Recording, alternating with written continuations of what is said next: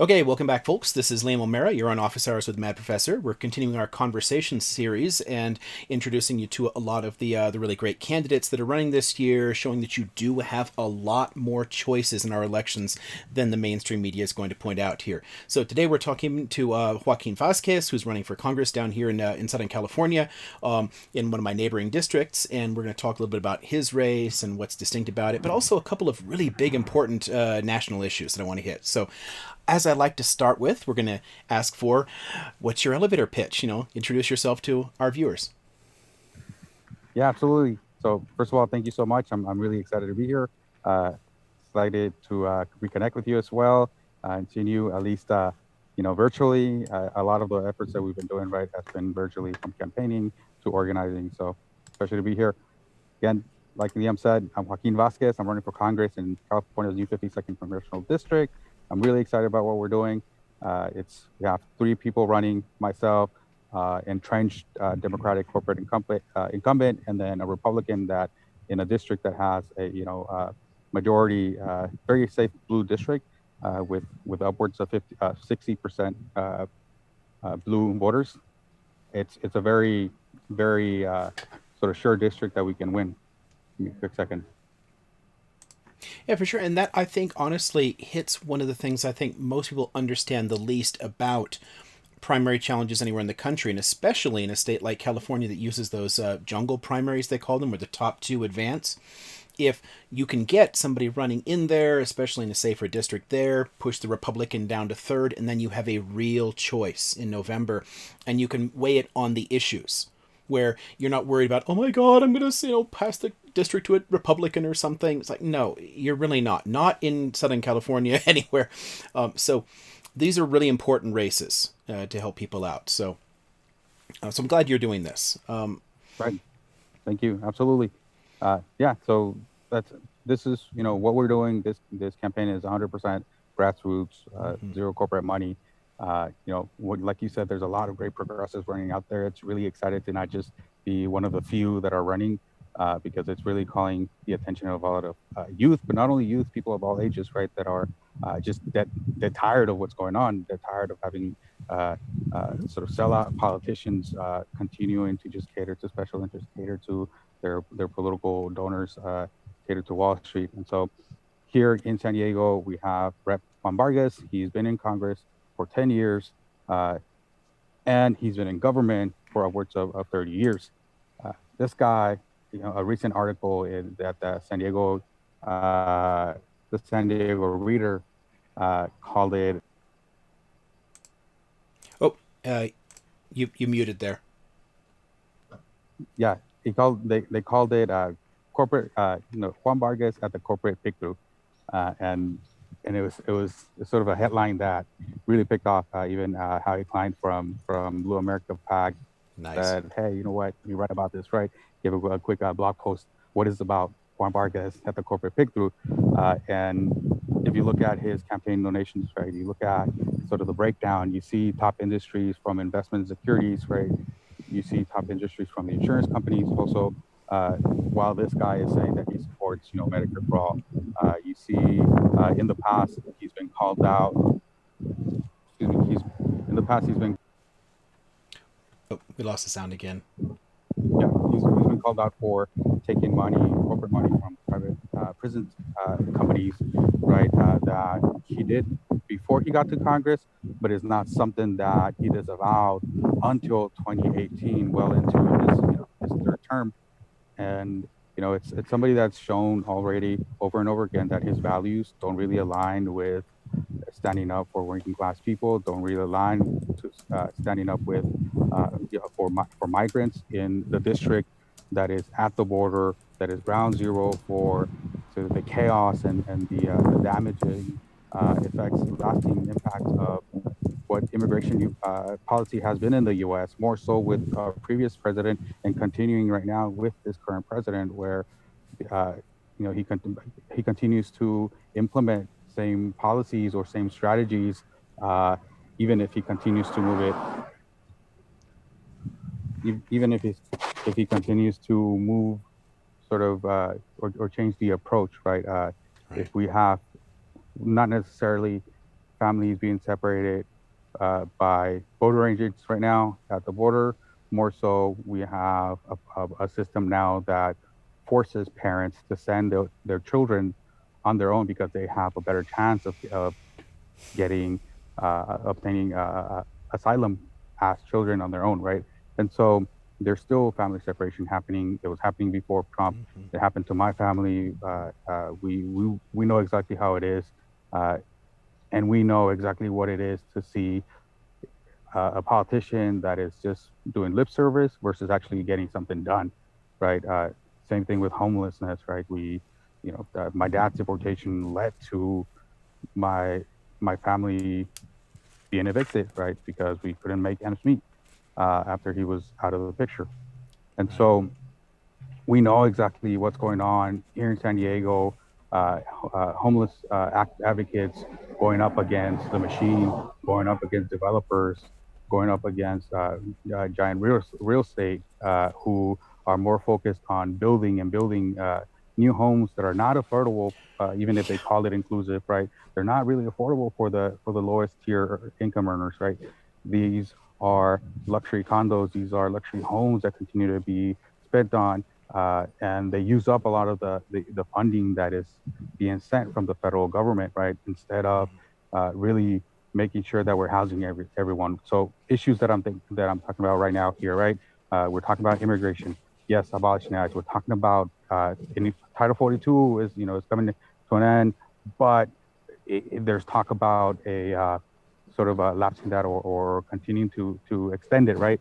Uh, Getting rid of that, making sure that we have federal protections for migrants so that those things don't those types of laws are no longer able to be passed and implemented, right, by any future administration, the current one or anywhere else in the future. We're talking about housing everyone, a housing guarantee. We're talking about, for example, Alex Padilla's housing for all effort. It lacks. It doesn't even have rent control, for example, right? It's not an effort that is really meant to house everyone. And we know that housing is a damn human right. We know that. But what are we doing? We are continuing to exploit the working class. We're continuing to displace them while we continue to have stagnant wages. And people continue to go here in San Diego. You see a lot of people move south of the border. You see them move inland. You see them move to up to Temecula, to Arizona, moving out of the state, right? And these people, they want to stay here. They don't want to leave. But we're not making it any much easier. You couple that with price gouging, right? We're talking about the rising gas prices at the pump, right? We're talking about food. We have shortages. We have just basically the working class being hit left and right from every single angle. The student debt, that's out of control. As far as like how we've allowed this system to basically be a sort of a predatory system that's banking off or punishing people for being poor, uh, for being low income, right? In a system that makes it that so that they stay in that income bracket, right? So that it Right. makes it so hard to even move up because as soon as you reach the middle class, the barely middle class, then a lot of the welfare protections, right, the safety net protections, you lose out on, and then you Right. end up back at square one, right? And so, what are we talking about? We're talking about an unfair economy. We're talking about something that a system that's at its root, it's from immigration, it's racist, right? It's a system that is infected by racism, by classism, by elitism, by this capitalistic system, right? That's in a way a system of leeches, right? And what do we do? How do we fix this, right? Right. Which has been a huge debate throughout U.S. history, and I think we've lost a lot of our way on some of these big issues. I mean, some of the stuff that we're seeing today proposed that people are calling like radical socialist ideas are stuff that was in, FDR's proposals. We were, a housing guarantee, a living wage for all, healthcare. These are not radical ideas. They're not un-American ideas. They're things we've been talking about forever. But so much of our proposals for them favor the already existing wealthy interests. They favor the corporations. And I'm really glad that you brought up corporate money, because this is a big issue for your incumbent as well as a ton of Democratic incumbents who love, quite rightly, to point to the corruption in the Republican Party and then completely to shut up about them taking a lot of the same money. And it really does affect things. We have the largest homeless population in the country in Southern California, in part because, we have the right weather for people to survive outdoors where New York doesn't, but it's still it's inhuman. And when you're looking at in rundown areas in suburban houses and they're like $1 million, I mean, no one can afford to buy anything in this economy anymore, and you're just trapped renting forever. And even if your rent is higher than a mortgage would be, banks won't lend to you. So it just keeps you trapped there. It's one of the reasons that the U.S. has dropped down to like 30th place almost in terms of social mobility. And this is a real problem. It's one of the reasons that I love seeing a lot of these primary challenges, because we need to start thinking about these issues again. You mentioned immigration, homelessness, a whole raft of really good points there. And I think one good way to kind of like tie them together is that Green New Deal proposal that I think is so poorly understood. So you want to share a few points there, because it's come up as a really big issue in a lot of your campaign literature, and I'd love if people had a better idea of what this really is.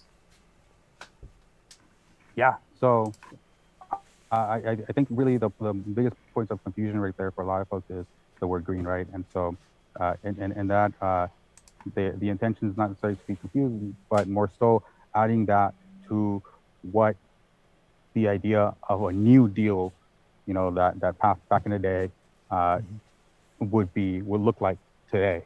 So a new deal today would look like, a government investment into communities, right? We'll look at transforming the country's economy, but not only doing it in a way that we've done it in the past, but actually doing it differently, right? Focusing on renewable energy, right? Mm-hmm. And so in comes the new approach, right? To make sure that we are taking care of our own, that we are making sure that we're lifting all boats, but at the same time that the planet that the only planet that we have to be able to live on, and the different species that depend on it too, right, are able to continue to be here. That our future generations have a world left. That my nieces, my nephews have a place to continue to call home, to enjoy it, to be able to be out and about still, to if they want to go travel the world, to raise their own families, right, to get to the point where they too can become uncles, where they too even can become grandparents, right, and great grandparents, right. And so it's really having a more vision, towards the future, and saying, how can we uplift everyone's boat while also reducing our carbon footprint, right? How can we do this by reaching carbon neutrality, right? And so that right there, that last part is huge, right? We talk about, we see how this the Green New Deal term and sort of this effort has been also co-opted in a way by the establishment, where we see a lot of these campaigns, but they're not really being launched with the level of urgency that we need them to, right? We are talking about reaching carbon neutrality by 2030. They're talking about 2050. 20 years later, 2030 is already too late. Mm-hmm. We've already run out of time. No, we really have. And I think that's one thing that it's so important about this. I mean, we're still handing out oil and gas drilling permits. And if all these things are actually exploited, the things that this current government is saying that they can do, we're already over a 2 degrees Celsius rise. And I don't think people understand that that's going to turn portions of our own country into an unlivable wasteland where you step out into sunlight and you'll have a heat stroke and die. Not to mention huge swaths of the tropical parts of this planet, which is going to create a massive refugee crisis. And we're just like blindly marching into this. I think that it does get confused for people. And I love that you're connecting like the homelessness and immigration and everything else to it, because I think that the New Deal part of the name is the important part. And that the green part allows us to use the transition to renewables and whatnot as a way to make a new deal for all people, as opposed to it just being environmental. The two go together. And I think the media narratives so frequently drop that part of it and miss that. I mean, this is typical Democratic bread and butter. If people were running on these issues, they would crush Republicans all over the place, but we don't. We just let the media parody it. Right. Yeah. And so you're alluding also to sort of the intersectionality of all these issues, right? We're talking about how Right. climate catastrophes, right? How environmental catastrophes and impact uh, people all over the world, right? Why we have migration, right? So we're talking about, uh, healthcare, right? The health of people. Like, there's going to be a massive sort of crisis also in when it comes to health, right? How many lives are we going to be able to save with this system, this for-profit system that we have in place? Once, the effects of climate change continue to sort of ramp up, right? And then we're talking about migrants, right? So three things, right? Housing for sure, human right. Healthcare for sure, human right. Migration, migration, migration is a human right. Right. These artificial borders that we have to protect the ruling class, right, of the territories and the borders that we've created, right, that they've created to protect the riches, to protect uh, capitalism, right? All of these things come in second. All of these things are like, all right, uh, it's really connecting. The Green Leader is really doing a great job, does a great job in connecting all of that. But then also education, right? Education for all, making sure that everyone has the ability to go to college, to universities, tuition free. The impact that will have on the working class, right? The impact that would have on the military industrial complex. If we're talking about how many people said, hey, you know what? I enlisted because I wanted to go to college. I wanted to get out of this hole. I wanted to do something, Right. better. And going through the military would pay for my college, right? How many of those, beautiful young lives are we going to be able to save from instead of enlisting into uh, uh, into the military, uh, going out and fight foreign wars for the rich, right? So that we can protect. I have friends here in San Diego, being a military town. Majority of my friends, they're proud. They are proud of having served, and I'm proud of them too. Uh, but they come back so disillusioned. My best friend, he said one time, he said, you know what? I spent the majority of my 4 years uh, circling around oil tankers, circling around refineries. Right. When I enlisted to go fight for my country, that was a threat.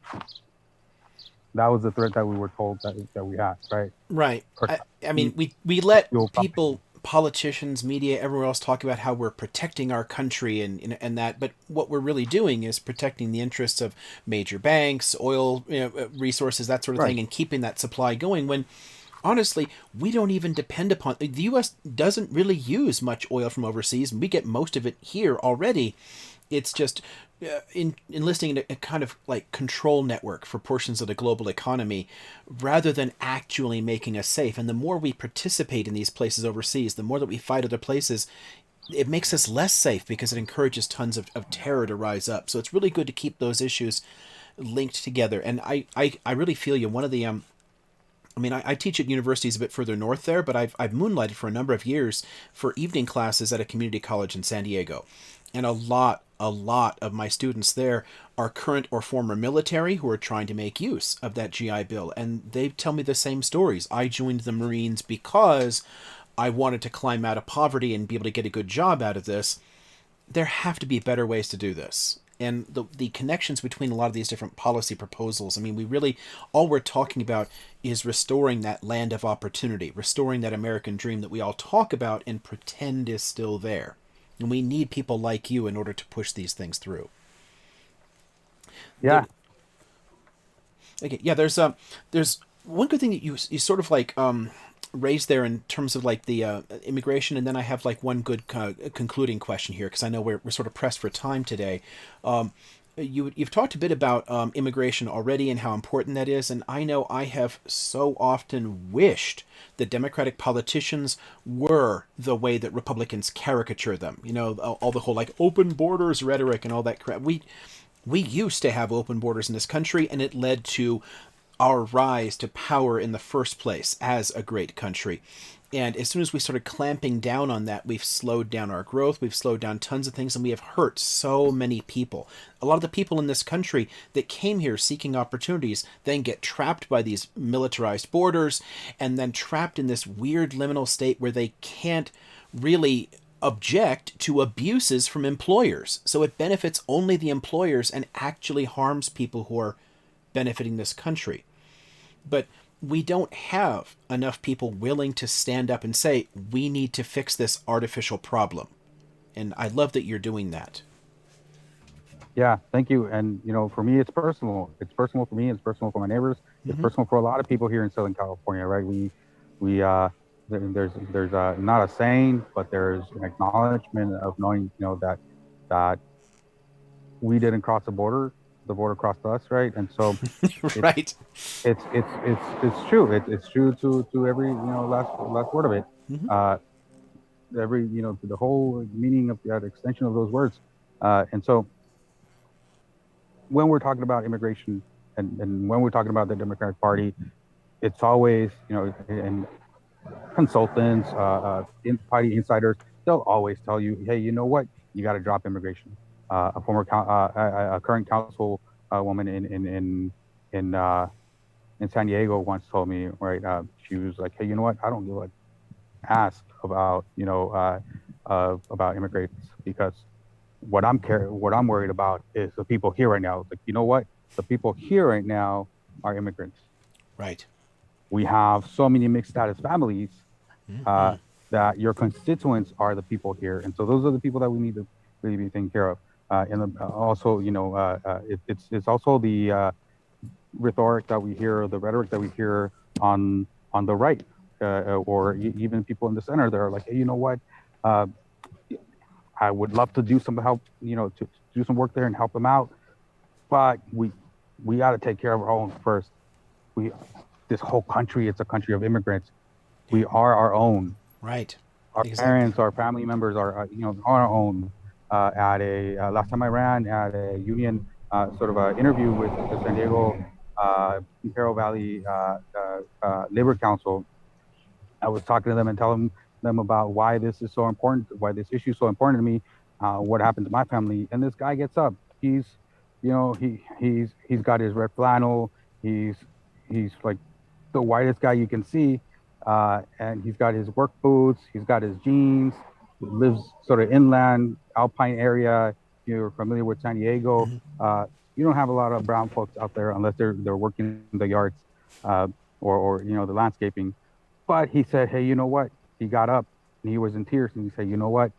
Uh, I, I, and I'm going to paraphrase, but he's like, I like that you're bringing up this issue and it's really important. And I never paid too much attention to it in the past, but just a few days ago, my wife's nephew, our nephew that we love so dearly, was deported and we don't know what to do. He's in a country, he's so young, he's in a country that he hasn't been in, since he was a kid.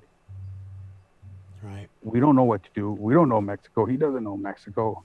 It took us a while to get a hold of him, and we're scared. We're scared as hell to see what's going to happen. And it wasn't until it happened to us or to one of our family members that we understood why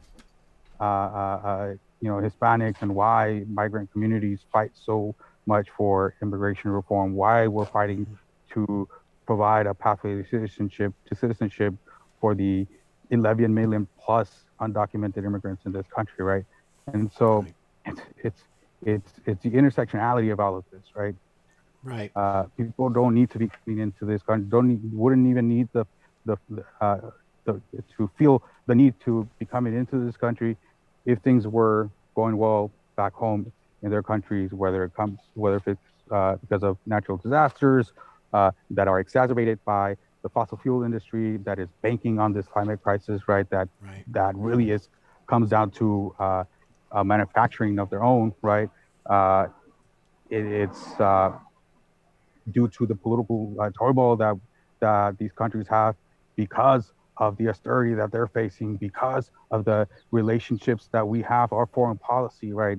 Our interdependence sort of system, that network that we have with other countries where we're reaping all the resources that they have, right? These countries are rich. Mexico, for example, is rich in natural resources, Mm-hmm. resources that are convenient for us to be able to have some sort of power to wield over them and take as much advantage as we can, right?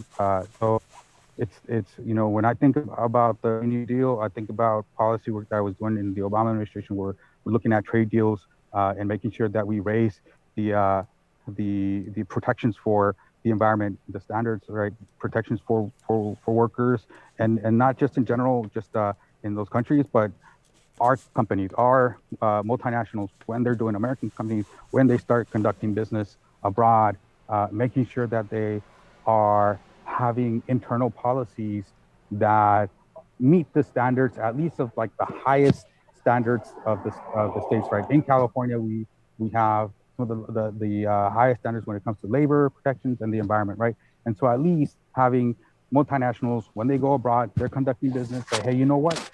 We have these protections for our workers. We have these internal policies in place that protect the environment in California. Let's do that too when we're out there and conducting business instead of having governments Right. and smaller countries or less powerful countries, right? Uh, that are defenseless provide just concessions after concessions to these companies Right. because they feel like they're going to get something out of it.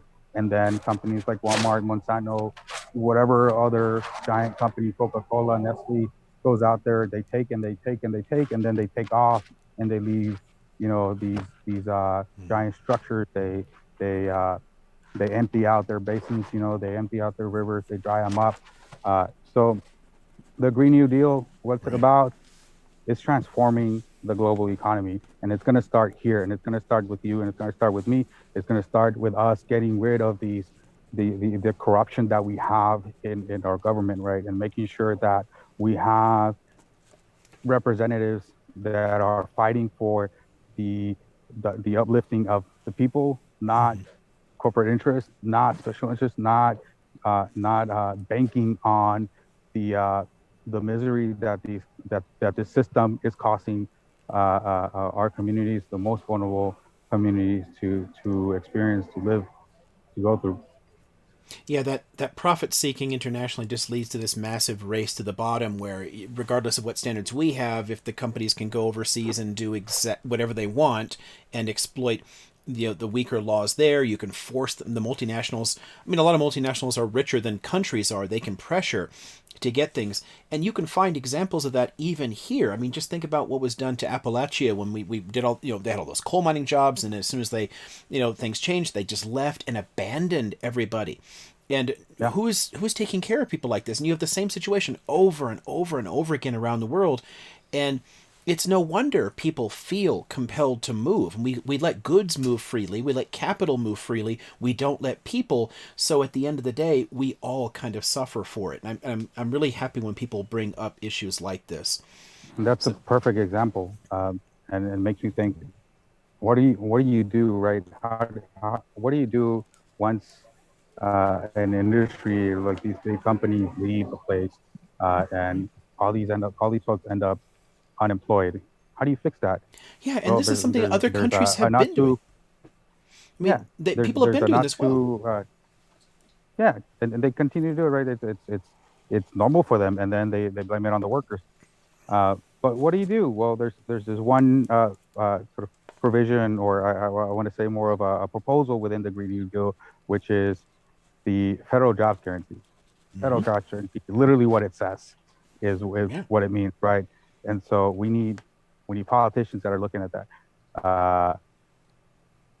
passing legislation, and implementing a system that Mhm. fully guarantees everyone a job at the federal level. Right, a Get rid job, of get and rid of basically a living wage, so that housing, there's dignity, and a living housing. wage, Yeah, and hmm helping people actually housing. get those jobs too. This is one of the things, a lot of countries in Europe, if your industry is collapsing, if the jobs are moving overseas, this or that, they train you for new ones. They help to pay to move you to where the jobs are. They make sure that you do have a job. And a federal jobs Right. guarantee, it's not a handout to people. It actually helps the entire economy. It They're gonna lifts work for all it. of us up. So Absolutely. Yeah. okay, so So, an important thing, because I think we're about out of time for your schedule, because you're out there, on the trail, trying to get people's mhm. attention. So I want to ask a quick question here in terms of like the Independent Democrats pledge, because we try to ask everyone, will you commit to holding people accountable of either party for their votes and for their corruption? Absolutely, yes. Absolutely. One of the conversations that we're having amongst candidates also, at the national level, right? Progressive candidates for Congress is, what are you going to do when you get to Congress? Do you plan on joining the Congressional Progressive Caucus, or what would you do? And I'm like, all right, well, you know what? I'll say, all right, I'll play ball and say I'll join it, but we're gonna have to revamp the hell out of that. And the Mm-hmm. first thing that we're gonna do is make sure that everyone takes a pledge of taking no corporate money, and also, uh, other under sub provisions of that, to make sure that, okay, well, we know that a lot of folks say, hey, you know what, I'm not taking any corporate PAC money, but then next thing you know, certain CEO already maxed out. All of these CEOs are maxing out directly, as Right. direct donors, right? Individual donors instead of through a corporate PAC.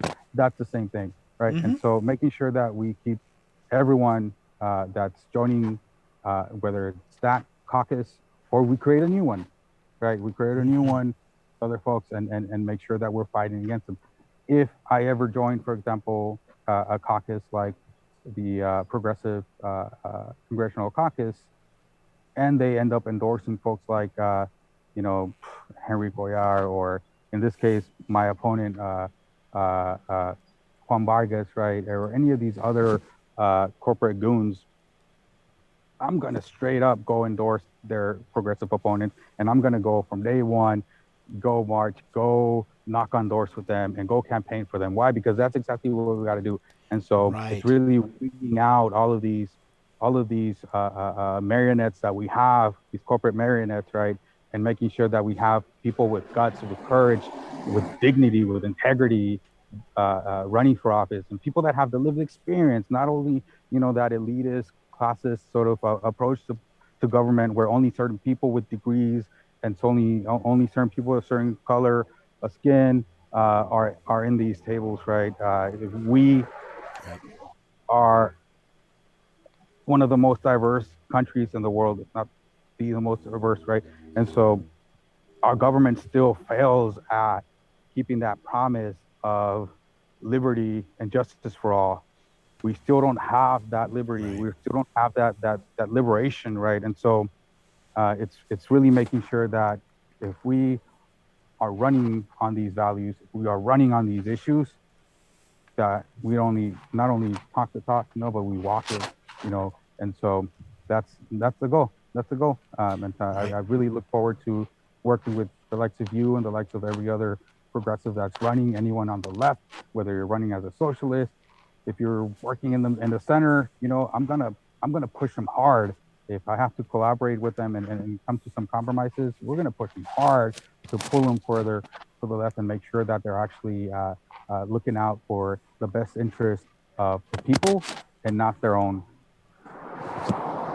And this is how we get a government that actually works for the people. We're supposed to have a government of the people, by the people, for the people, all that. We don't. We have a government for the ruling class by the ruling class that looks out for corporate interests. And the fact that the Progressive Caucus is filled with so-called centrists who are actually hard right-wingers taking all that corporate money is a travesty. We need people in there to push them and keep them honest, and this is how you do it. So if anybody is out there and wants to support this, this is how we do it. This is how we do. We need these primary challenges. We need to push the whole party over, and we need people like Joaquin in there. So do you want to plug websites, social media? How do people donate to you? How do people volunteer and help you out? Yeah, just all of it is in the website, joaquinvasquez.com. The Twitter is Vasquez number 4, CA-52, just the digits. Mm-hmm. And then Instagram, Facebook, Vasquez for Congress, spelled out. And those are our ads. And so you can reach us at my email is joaquin@joaquinvasquez.com. Super easy. Reach out. You can volunteer there. Big blue button as soon as you get there on the website. If you can't volunteer, big green button right there to donate us also. Thank you so much, and I look forward to joining you again here. All right. Thanks very much for your time, and best of luck here. I'm going to encourage everyone to jump on there, go to the website, check out the issues. It's a great platform here. Throw some money out, throw some time, help out here. So thanks very much for your time, and thanks to everyone for watching. Thank you.